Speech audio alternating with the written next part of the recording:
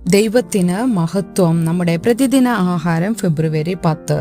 ദൈവത്തിങ്കലേക്ക് മടങ്ങി വരിക.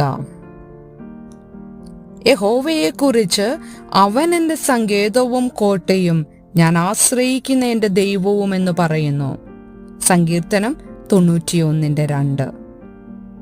ഒരു സായാഹ്നത്തിൽ ഞങ്ങളുടെ അയൽപക്കത്തുള്ള ഒരു നിർമ്മാണ സ്ഥലത്തിന് സമീപം ഞാൻ ജോഗിംഗ് നടത്തുമ്പോൾ മെലിഞ്ഞതും വൃത്തികെട്ടതുമായ ഒരു പൂച്ചക്കുട്ടി പ്രതീക്ഷയോടെ എന്നെ നോക്കി വീട്ടിലേക്ക് അനുഗമിച്ചു. ഇന്ന് മിക്കി ആരോഗ്യമുള്ള സുന്ദരനായ ഒരു മുതിർന്ന പൂച്ചയാണ്. ഞങ്ങളുടെ വീട്ടിൽ സുഖപ്രദമായ ജീവിതം ആസ്വദിക്കുകയും എൻ്റെ കുടുംബം അവനെ വളരെയധികം സ്നേഹിക്കുകയും ചെയ്യുന്നു. ഞാൻ അവനെ കണ്ടെത്തിയ വഴിയിൽ ജോഗ് ചെയ്യുമ്പോഴെല്ലാം ഞാൻ പലപ്പോഴും ചിന്തിക്കാറുണ്ട്, മിക്കിയെ തെരുവിൽ നിന്ന് മോചിപ്പിച്ച് ഒരു വീട് നൽകിയതിന് ദൈവമേ നന്ദി. സങ്കീർത്തനം 91 പറയുന്നു, അത്യുന്നതന്റെ മറവിൽ വസിക്കുകയും സർവശക്തന്റെ നിഴലിൻ കീഴിൽ പാർക്കുകയും ചെയ്യുന്നവരെ കുറിച്ച് പറയുന്നു.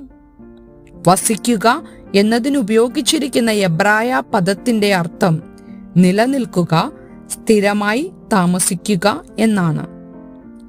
നാം അവനിൽ നിലനിൽക്കുമ്പോൾ ദൈവത്തിന്റെ ജ്ഞാനത്തിനനുസരിച്ച് ജീവിക്കാനും എല്ലാറ്റിനും ഉപരിയായി ദൈവത്തെ സ്നേഹിക്കാനും ദൈവം നമ്മെ സഹായിക്കുന്നു.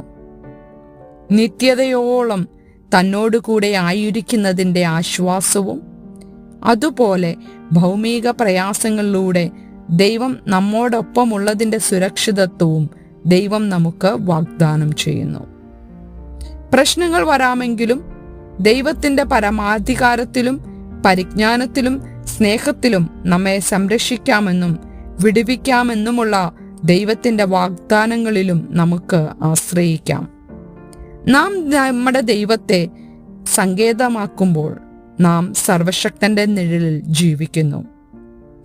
ദൈവത്തിന്റെ അനന്തമായ ജ്ഞാനവും സ്നേഹവും അനുവദിക്കുന്നതല്ലാത്ത ഒരു കുഴപ്പവും നമ്മെ സ്പർശിക്കുകയില്ല. ഇതാണ് നമ്മുടെ വീടെന്ന നിലയിൽ ദൈവത്തിലുള്ള സുരക്ഷിതത്വം. ചിന്തിക്കുക, ദൈവത്തോടൊപ്പം വസിക്കുക എന്നതിൻ്റെ അർത്ഥം എന്താണ്?